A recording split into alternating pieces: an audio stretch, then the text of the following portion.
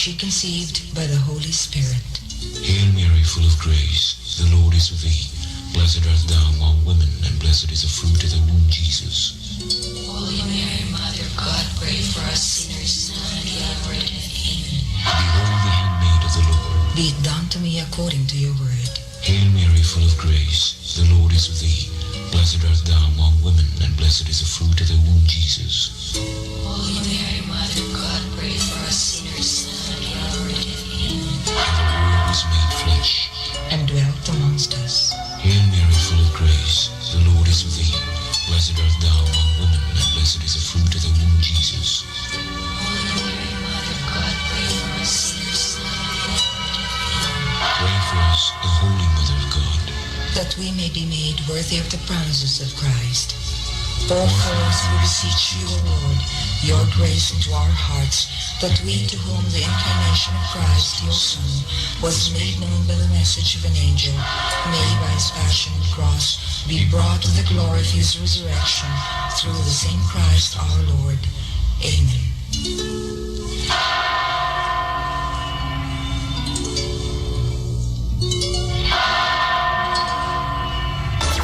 DXTD Dipolo Radio Ronda. This is Newsnight, where we go above and beyond the headlines. I'm Mai Rodriguez, sitting in for Pia Ontiveros. Tonight on the program, even with an uptick in COVID-19 infections, the government is keeping the alert level system. But Filipinos can expect changes by next month.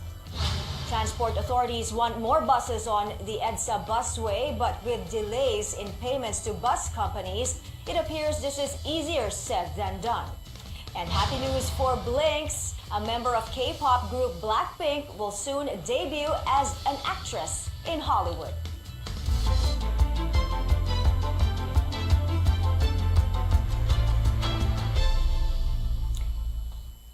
We begin with this. The COVID-19 alert level system will stay at least for now. But President Bongbong Marcos wants to separate the alert levels from restrictions, which will be reclassified based on current milder strains. During their meeting yesterday, health officials informed the president that they could come up with new alert level classifications by mid-August. Mr. Marcos also points out the alert level could be adjusted if more people will get their COVID shots or COVID booster shots. In the meantime, the health department is reconstituting the agencies under the Interagency Task Force and limited to those with relevant and intended functions. The task force leads in COVID-19 response efforts. Health Officer in Charge Maria Rosario Vergeres says the National Disaster Risk Reduction and Management Council platform will replace the National Task Force against COVID-19.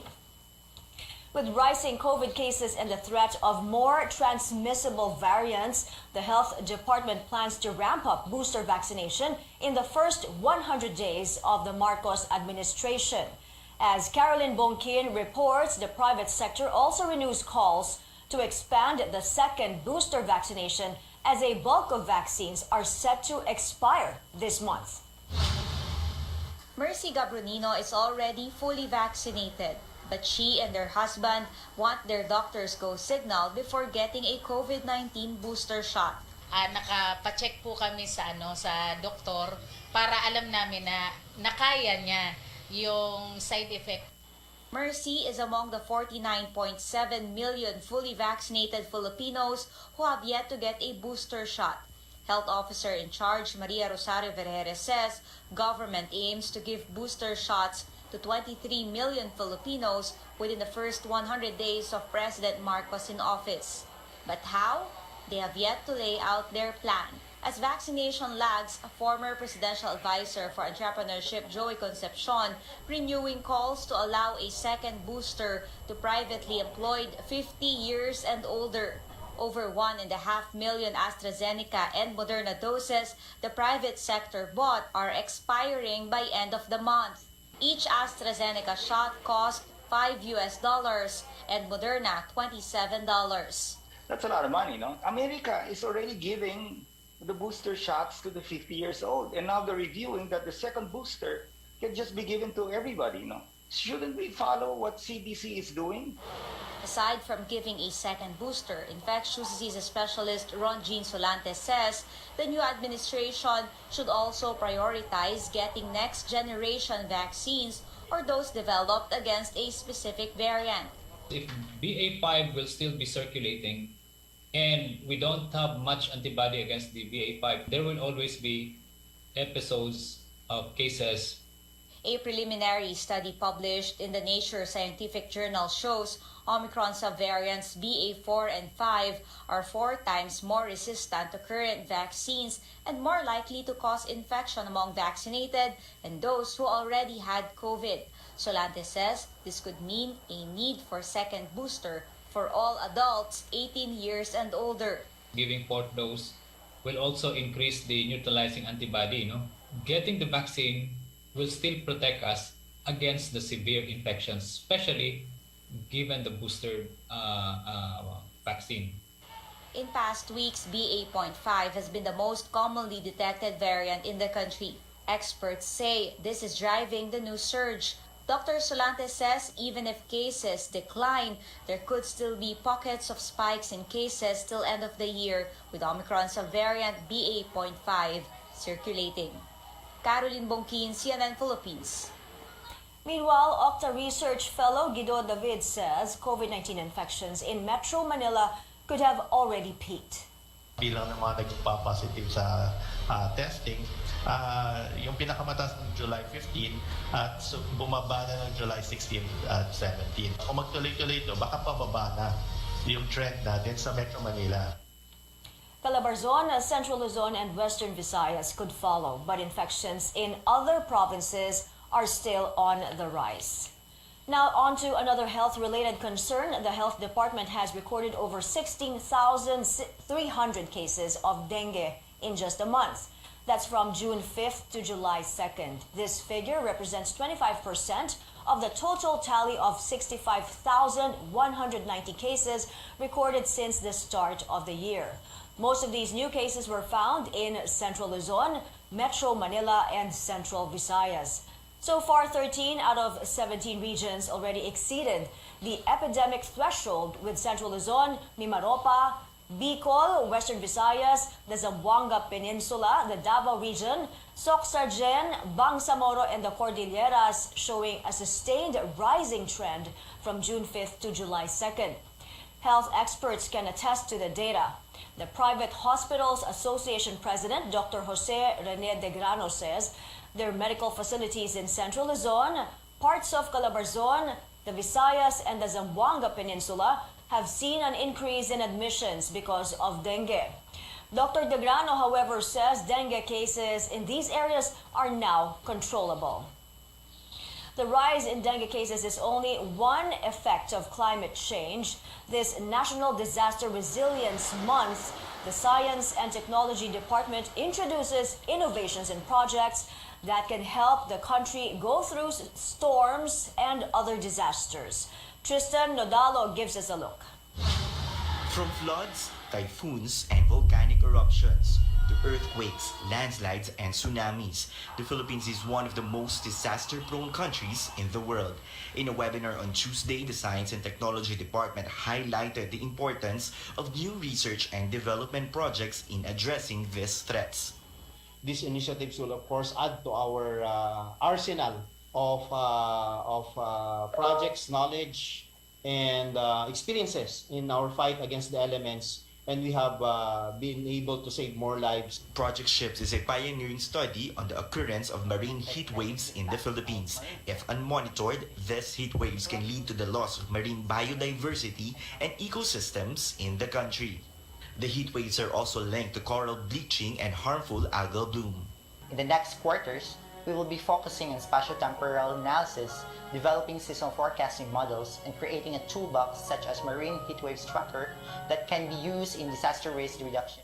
Meanwhile, 2 new initiatives focus on monitoring active volcanoes and improving communication after every natural disaster through drone technology. The collaborative aerial ground unmanned system for exploration and monitoring of active volcanoes combines the use of a robot and drone in monitoring volcanic activities. Project Exceed, on the other hand, uses drone networks to activate communication even without internet or cell phone signals. Drones are used to connect several branches of government from one point to another. For example, we're trying to connect, let's say, the fire department, as well as the police, the hospitals, and so on.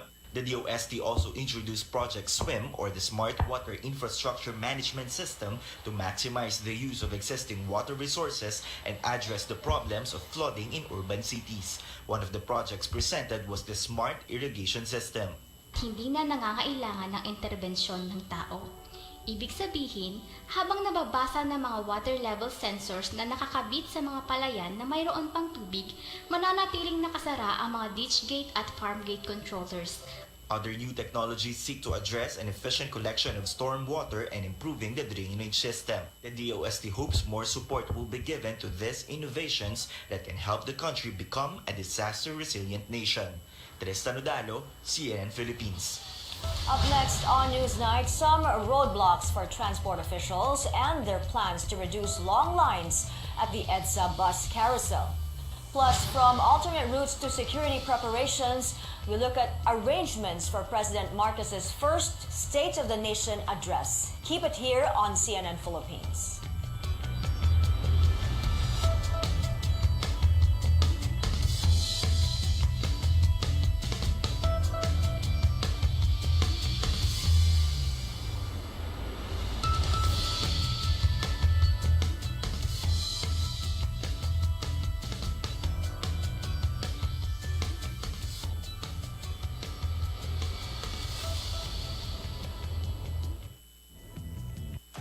Dangerous out there. Buti na lang, there's locally super fruits with 3 kinds of fruits that are super in many ways. First, there's our dragon fruit drink na mayaman sa prebiotics that aid digestion. Second, there's our passion fruit drink with no added sugar and high in vitamin C. Lastly, we have our mangosteen drink, good for your heart. All superfruits contain more antioxidants than your average fruit to help protect your immune system. Superfruit for super you. Ang isa pang tinutulong po kasi ng mga construction projects, bukod po doon sa mga construction sectors, once natapos na po lahat ng proyekto, it attracts investments, and more investments would mean more employment opportunities for all of us. It is one of the purposes of San Miguel Infrastructure to provide more jobs to our fellow Filipino workers through these infrastructure projects. Partnering with local contractors means supporting the Philippine workforce as a whole, since these projects, big or small, truly help and provide jobs.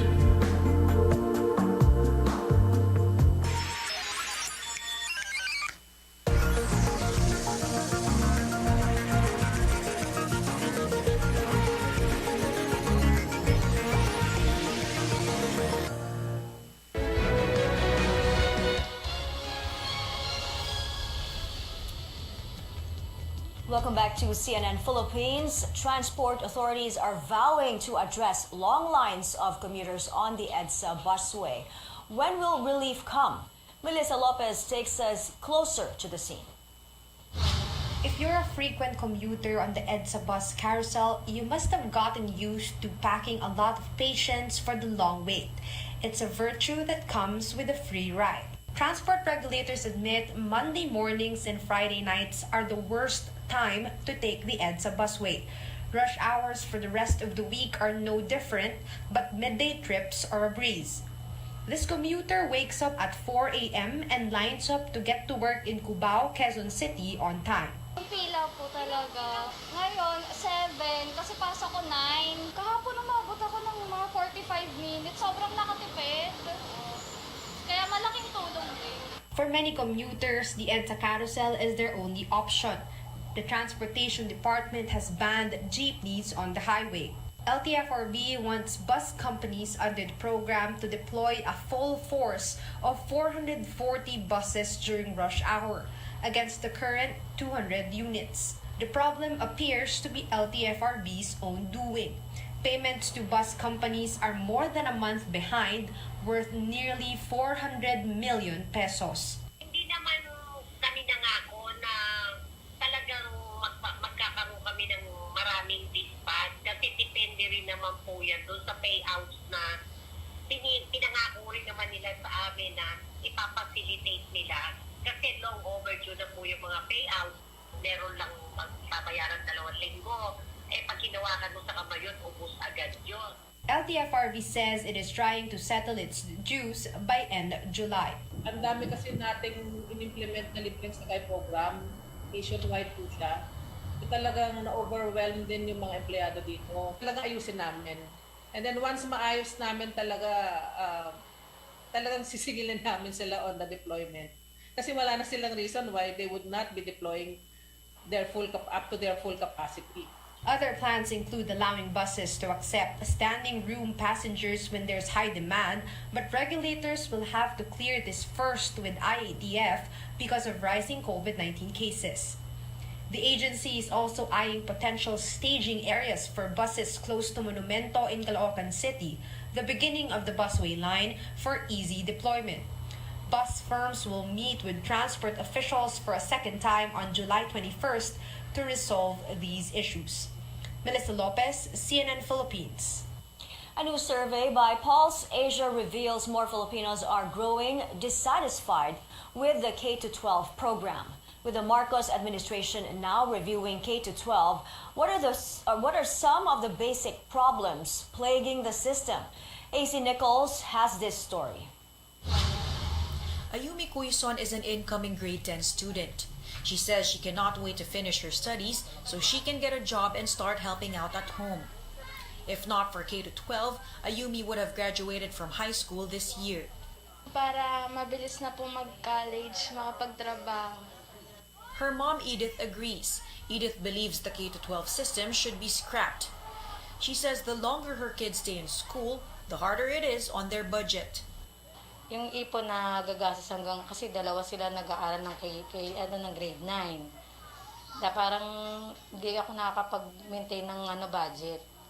The K-12 system was first implemented in 2012. It requires students to complete 6 years in elementary, 4 years in junior high school, and another 2 years in senior high. It's supposed to better prepare students for tertiary education and employment. There has been a growing sentiment against the K-12 program's implementation over the years. A recent Pulse Asia survey shows 44% are not satisfied with the system, higher than the 28% result in 2019. The Teachers' Dignity Coalition is not surprised. The group says K-12 reforms are ineffective as government fails to address key issues in basic education, such as lack of classrooms and school personnel. Parang hindi naman sineryoso ito ng ating gobyerno, no? Hindi naman pinondohan yung dapat na pondohan, ano? President Bongbong Marcos has directed the Education Department to review the K-12 system. The Alliance of Concerned Teachers believes K-12 could work, but only with proper funding. Halimbawa, gagawa yung bata ng welding.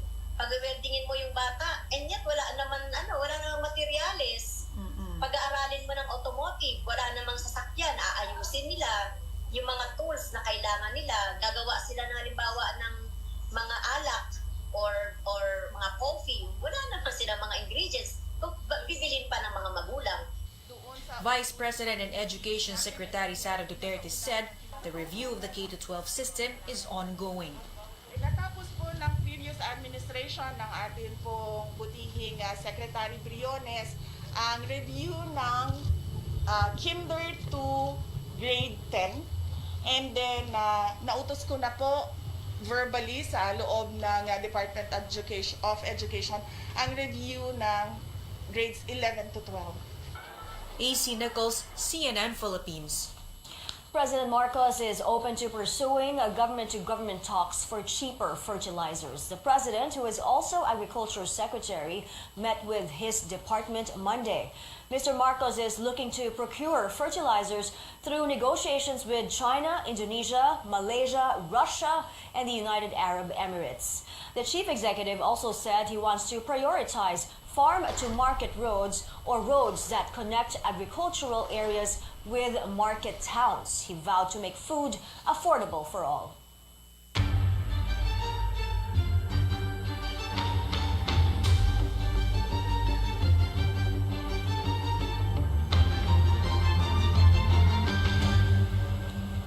We are counting down the days to the first State of the Nation address, where President Marcos is expected to lay down his key programs and policies. Chrissy Dimatulak walks us through the preparations for July 25th. The Metropolitan Manila Development Authority has identified alternate routes for President Bongbong Marcos's first State of the Nation address. Roads leading to the Batasang Pambansa are still open less than a week from the President's first State of the Nation address.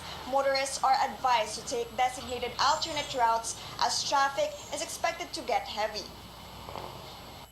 For motorists who are northbound or who will be coming from the Quezon Memorial Circle to Fairview, they can take North Avenue, turn right at Mindanao Avenue, then right to Sauyo Road or take Quirino Highway, then Commonwealth Avenue to reach their destination.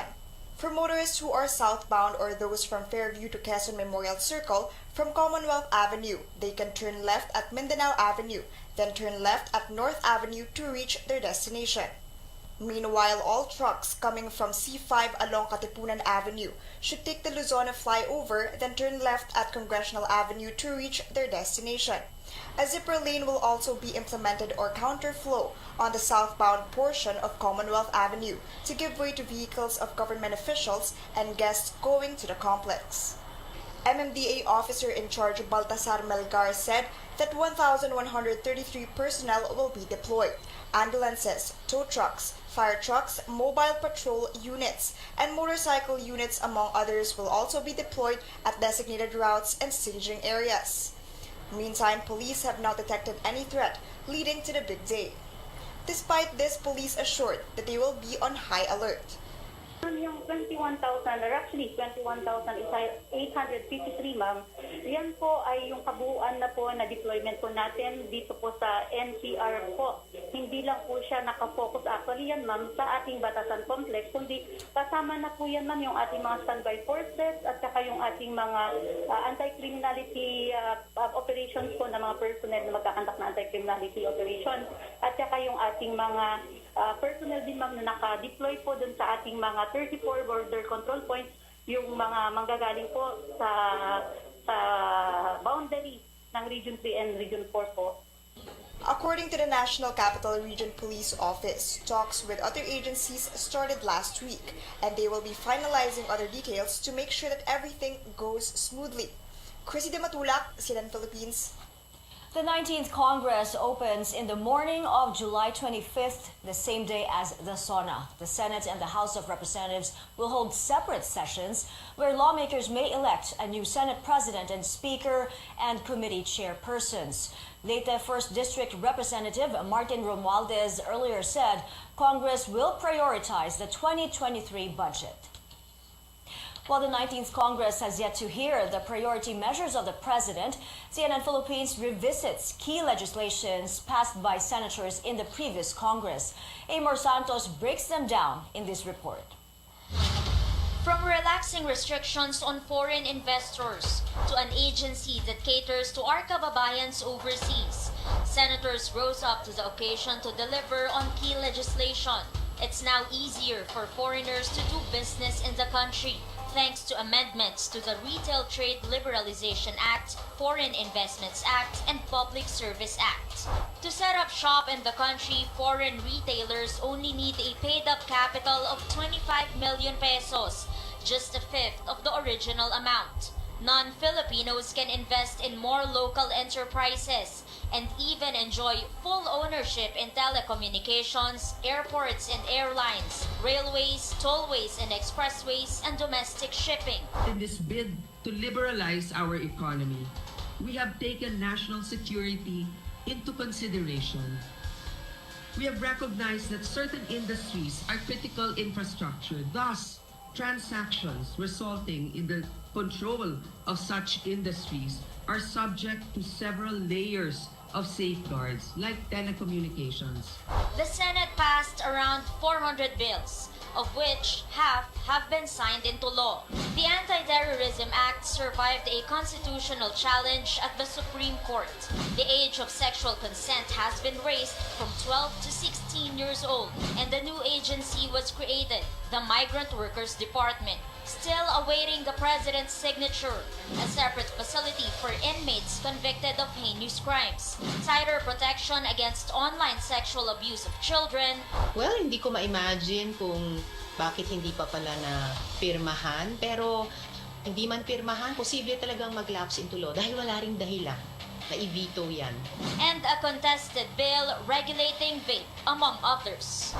It was a bill masquerading as a health bill. So niloloko nila yung mga tao. Yun ang totoo nun. The Blue Ribbon Committee took more than 5 months to investigate alleged corruption involving government medical supplier Pharmaly, but majority of its members did not sign the committee report at the mention of possible charges against Duterte. Senators promise an independent institution despite a supermajority in the 19th Congress. Beyond writing laws, they should keep the system of checks and balance alive for effective governance under the Marcos administration. Amor Santos, CNN Philippines. Tune in to CNN Philippines as we bring you the opening of the 19th Congress live on Monday, July 25th, beginning at 9:30 in the morning. Don't miss our special coverage of the President's first sauna from 2 p.m. onwards. In world headlines, China reports almost 700 new COVID-19 cases, the highest since May.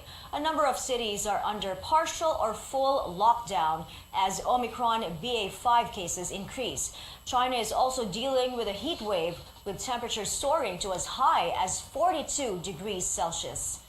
The United Kingdom sees its third hottest day as a deadly heat wave sweeps parts of Europe. UK's temperatures rose to 37 degrees Celsius on Monday. Other European countries are hitting new heat records, with wildfires raging in France and Spain and a drought in Portugal. The United Nations warns half of humanity could be in the danger zone as high temperatures and wildfires spread across Europe. UN Secretary General Antonio Guterres met with representatives from 40 countries to discuss climate protection measures. This has to be the decade of decisive climate action. That means trust, multilateralism, and collaboration. We have a choice: collective action or collective suicide. It is in our hands. And exclusive on CNN, Sri Lanka's acting president, Ranil Wickremesinghe, says the past administration was covering up facts about the financial crisis. He says the former president did not admit the South Asian nation was bankrupt and needed the help of the International Monetary Fund. The former prime minister, whom protesters wanted out, is now vying to be Sri Lanka's next president. Sports and entertainment news straight ahead. A quarterfinal spot is at stake in tonight's FIBA Asia Cup game between the Philippines and Japan. And get ready, Blinks. Blackpink's Jennie is set to show off her acting chops for the first time in an American series. Details when we come back.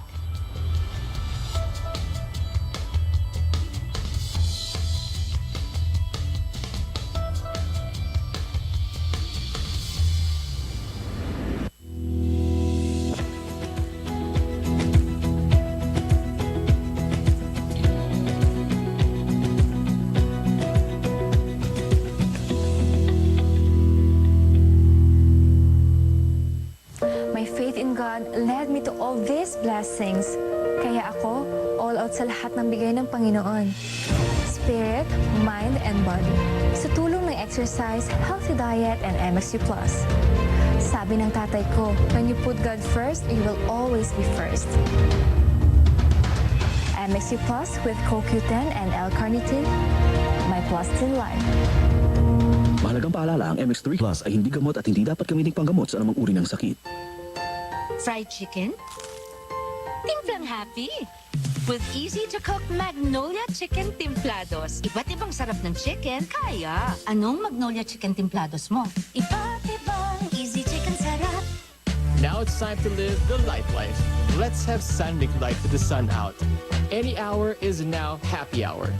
Ang katapusan ng bawat kwento, may inuumpisa ang bago. Get into the life.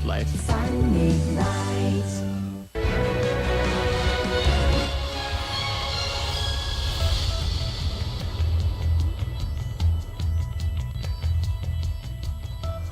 This is Newsnight. Will Gilas Pilipinas make it to the FIBA Asia Cup quarterfinals? Just a few hours until we find out. Facing off at 9 p.m., the Philippines and Japan are in a knockout game in Indonesia. Both teams hope to bounce back after losses on Sunday, with Gilas bowing to New Zealand and Iran beating Japan. Setting off to outer space, European astronomers found a mysterious type of black hole outside the Milky Way for the first time. The small spot you see is a dormant stellar mass black hole in a neighboring galaxy. This kind of black hole does not emit high levels of X-ray radiation, making it hard to detect. To find it, scientists spent 6 years on the European Southern Observatory's very large telescope.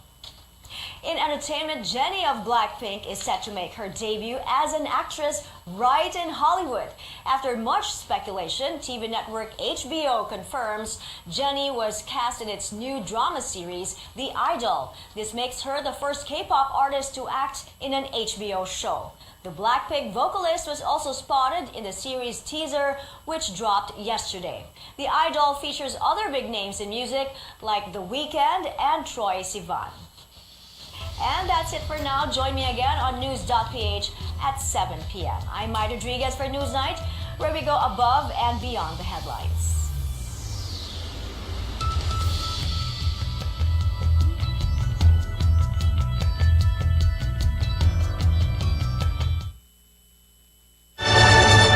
RPN Radio Philippines Network. DXTV Dipolo Radio Ronda.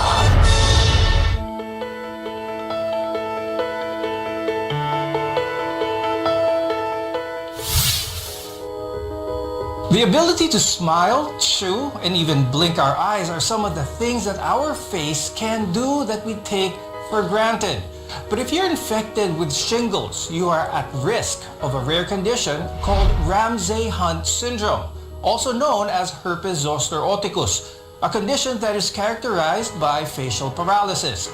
A famous international music artist is currently experiencing this very rare condition. So in this episode, we will discuss what causes Ramsay-Hunt syndrome and the treatments for this disorder. I'm Dr. Freddy Gomez and welcome to MedTalk Health Talk, only on CNN Philippines.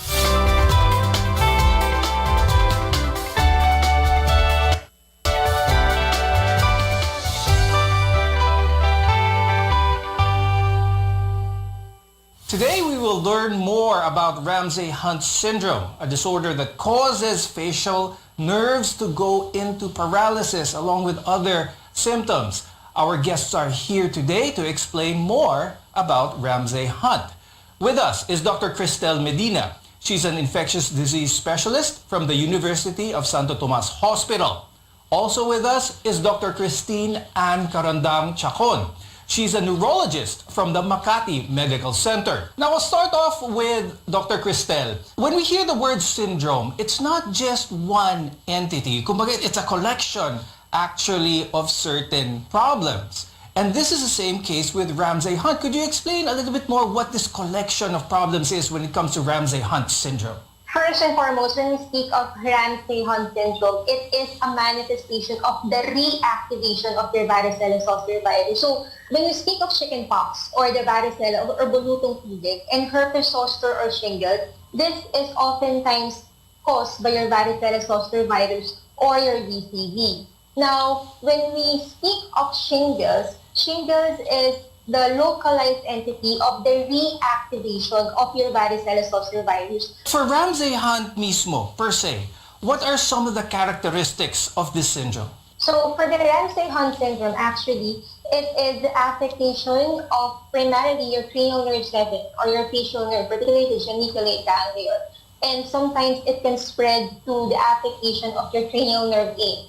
It is actually a triad of having painful vesicular lesion over the outer portion of the ear, or what you call the pinna. There is the loss of the taste over the anterior 2/3 of the tongue, and there is the ipsilateral facial palsy. That is actually the triad of the Ramsay Hunt syndrome. This is some of the characteristics of what someone with Ramsay Hunt syndrome might have. Because according to studies, Ramsay Hunt syndrome happens when the shingles virus, as mentioned earlier, affects the facial nerve of a person.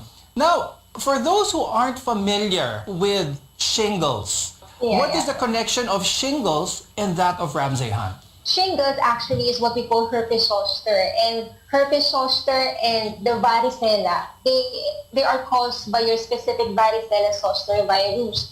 Now, what happens is that when a person becomes infected with a varicella and after the bout of that infection, that virus will not be eliminated from a person's body. Eventually, that virus will remain dormant or inactive over the different nerve endings. And then after some time, let's say after how many years, once the immune system dampens, there is a reactivation to a localized entity called the herpes zoster. The reactivation can actually happen. The usual site of shingles actually is found on the torso. However, there are some instances that they happen over other nerve endings. We heard about reactivation. We heard about previously having chicken pox. Let's explain that, Christine. Let's explain reactivation. Paano ito nangyayari? What causes this reactivation?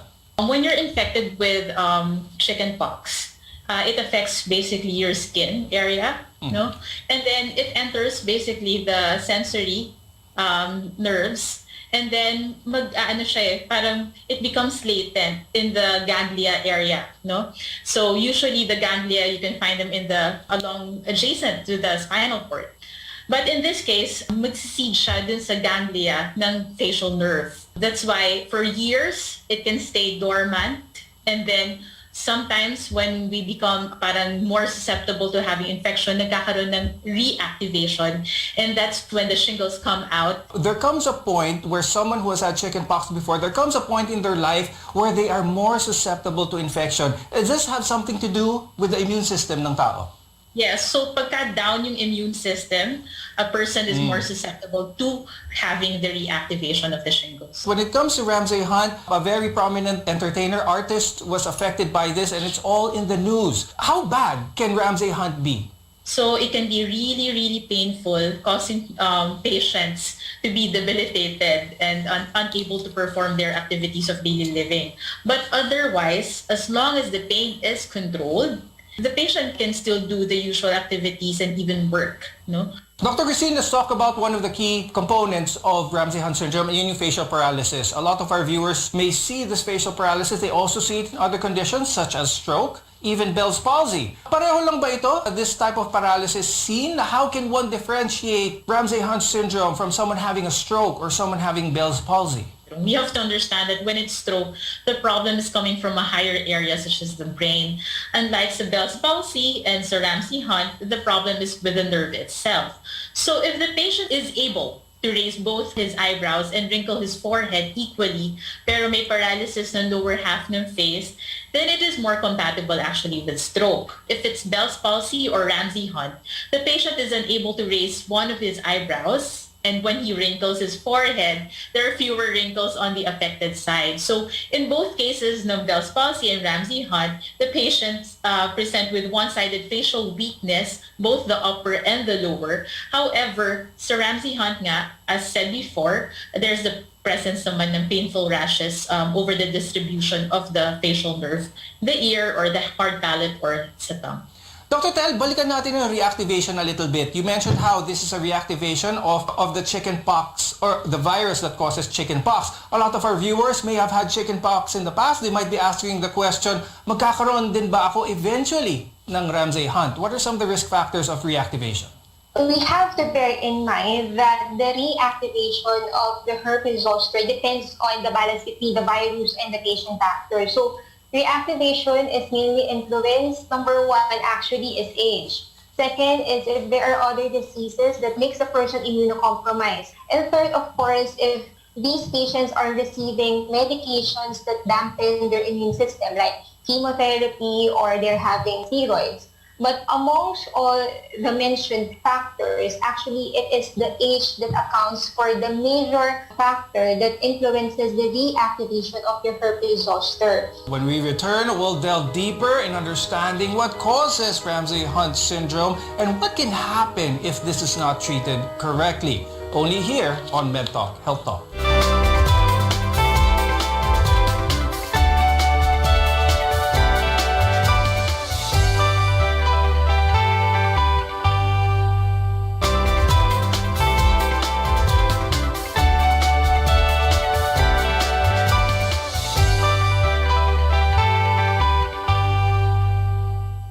I'm Dr. Freddy Gomez and welcome back to MedTalk Health Talk, where caring is our calling. Earlier on the program, we discussed what RHS or Ramsay-Hunt syndrome was and its differences between Bell's palsy as well as stroke. Now let's go into the virus that causes this condition and what type of symptoms can be seen. Now, Ramsay-Hunt syndrome typically occurs when there is a reactivation of the varicella zoster virus and it affects the facial nerve or cranial nerve 7. Now, varicella zoster is the same virus that may cause chickenpox as well as shingles, meaning those who have had either of these conditions are also at risk of developing RHS. Let's talk to Dr. Christine. How bad can Ramsay-Hunt syndrome be? Itong facial paralysis, can this be permanent kapag hindi ito naagapan, hindi ito na-treat kagad? Yes, it can be permanent. And most of the patients actually can have some improvement of sa movement ng facial muscles nila, but it can only improve up to a certain extent. And if it will improve, it is quite unlikely na it would go back to 100% of what the facial muscles were. Now, Dr. Christine, let's talk about the other syndromes. We mentioned about a rash. We mentioned about pain that you mentioned earlier, which is really significant. Let's talk about some of the things which may not make that person who is infected with Ramsay-Hunt function properly. Because aside from that, there are other symptoms as well when it comes to hearing, when it comes to balance. Could you talk about this? Since it affects the ear, so the ear is actually the organ for balance, no? When one is infected with Ramsay-Hunt syndrome, the balance can be affected. So it is really difficult because a patient can experience vertigo. So it is very uncomfortable and one may be even more susceptible to having falls, no? Now, Dr. Tel, let's talk about the virus once again. A lot of our viewers will hear herpes. Is this the same herpes as that of the sexually transmitted infectious kind? They have the same family. They come from the herpes viridae family. But as you can see, the manifestation, both their manifestation would present with lesions having fluid inside, or what we call the vesicular lesion. They belong to the same family. However, the mode of transmission is actually different from the one we call the herpes simplex and the one is called the varicella zoster or the herpes zoster. When it comes to those with RHS, contagious ba sila? Those with this virus are similar to shingles, which is infectious. Are those with Ramsay-Hunt syndrome, are they infectious to others as well? Yes, but the dictum is this. You cannot get shingles from someone who has shingles because, again, shingles per se is just a reactivation of the varicella zoster virus. But herpes zoster, let's say in the form of Ramsay-Hunt syndrome, you can transmit the varicella zoster virus causing chickenpox, meaning bulutong, in contrast to our varicella naive, or meaning those patients who never had varicella before, or those who never had varicella vaccine. So in short, it is still contagious, especially to this subset of population. Now, as mentioned earlier, the facial paralysis in Ramsay-Hunt can hamper one's ability to blink, smile, as well as chew. Now, there's also the debilitating pain in the ear or in the face that can affect one's hearing as well as their balance. Now, Dr. Christine, let's talk about someone with Ramsay-Hunt, how they can function in their lives. First of all, let's start with the obvious. Bakit isang side lang ng face ang affected, Dr. Christine? Yeah, because it's very localized to the nerve. Actually, it is even possible to have both, but that would just be from pure coincidence, no?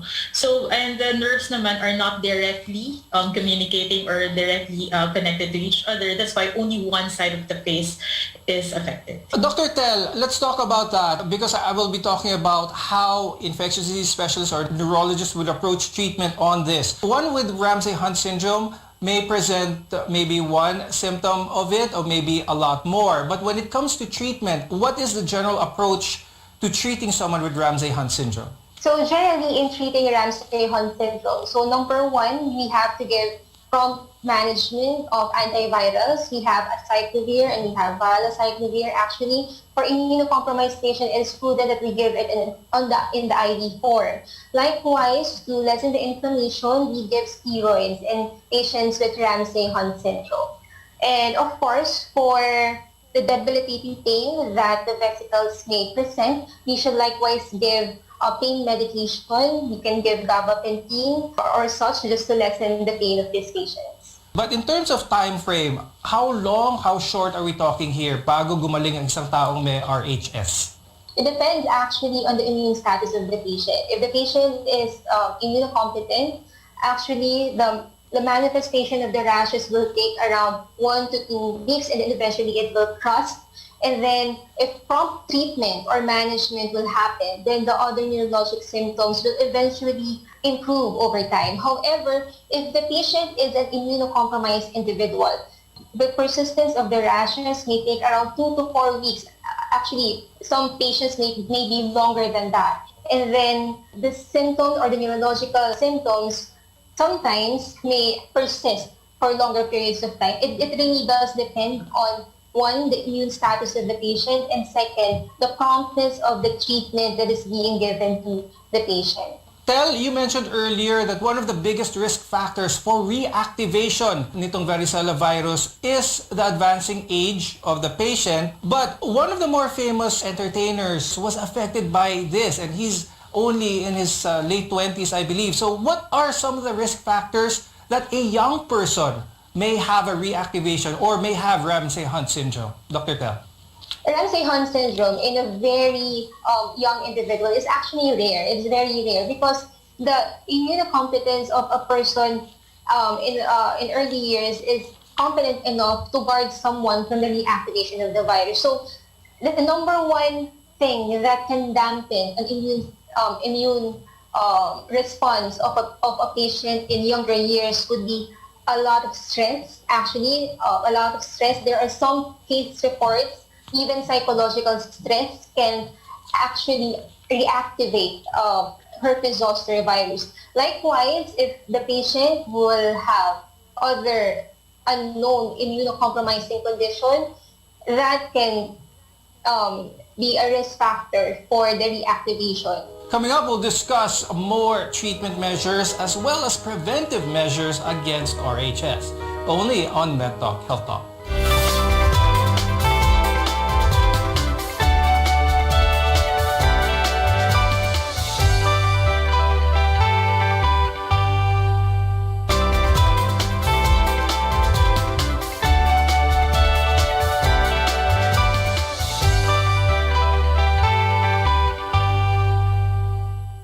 I'm Dr. Freddy Gomez and this is MedTalk Health Talk, your partner in healthcare. Earlier we discussed the symptoms and possible reasons why Ramsay-Hunt syndrome occurs in people of all age groups. Now let's delve into possible preventive measures that we can apply when diagnosed with this condition. Now, Dr. Christine, talking about Ramsay-Hunt syndrome, when someone has RHS, typically they are in their advanced age. Can RHS even aggravate other comorbid conditions that person may have? Well, that is a possibility because a lot of these patients in this age group, especially if you're 50 years old and above, you're more susceptible to having heart conditions, kidney conditions, even stroke, no? So what happens is that if this is something that is very stressful to you, that is causing you pain, that is causing you worries about your facial about your aesthetics and your balance and everything, if this is a major contribution to your stress in life, this can do constant BP elevation, and then that would lead to possible complications. Now, Dr. Tel, since we're talking about further modes of treatment as well as prevention here, there is a vaccine for varicella, for chickenpox, in order to prevent it from happening. Is this vaccine also good enough to prevent Ramsay-Hunt syndrome? Yes, definitely. According to some studies, the rate of acquiring varicella after a community exposure in a person who is vaccinated is just between 1 to 5%, comparing it to a group of unvaccinated individuals who can have as much as 60 to 70% of possibility of having varicella.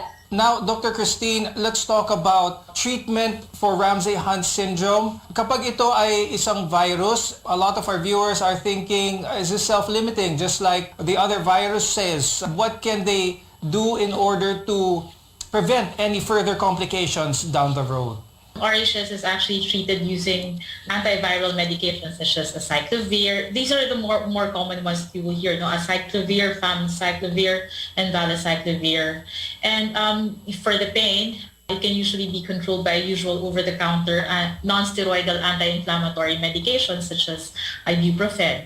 And then also your doctor can prescribe corticosteroids such as prednisone in order to reduce the nerve inflammation. And this is most effective if it is started within the first 3 days from symptom onset. Now, Dr. Christine, are there any things that our viewers can do to try and prevent maybe the reactivation? What can they do in their day-to-day to improve the immune system, prevent reactivation? Okay, definitely you have to take care of yourself by proper diet. Of course, taking in as much as possible green leafy vegetables and a balanced diet of good carbohydrates, protein, and all the sources of your vitamins and minerals. And exercise is very important. The usual cardio exercises recommended, such as walking, running, or biking, that you can do for, let's say, 30 minutes every day for 5 days a week. That would be very, very helpful in keeping your immune system at its peak. And Dr. Tel, how about you? Do you have any advice for our viewers to keep the immune system up in order to prevent not just chickenpox or Ramsay-Hunt syndrome, but other infectious diseases as well? If you encounter an individual with a very suspected lesion or questionable lesion, in this time and age that we are likewise guarding our country from the threats of monkeypox, when in doubt, just seek consult. So if this is indeed herpes zoster or particularly Ramsay-Hunt syndrome, we can give appropriate management which can lessen the morbidity of the patient. We always have to follow the minimum precautionary measures. Let's get our vaccines updated. And lastly, as cliche and basic as it may sound, let's be cautious in staying healthy. With that, thank you very much, Dr. Cristel Medina and Dr. Christine Ann Carandang Chacon, for being with us today and sharing your expertise about Ramsay-Hunt syndrome. I'm Dr. Freddy Gomez, and thank you for watching MedTalk Health Talk. We'll see you again next time.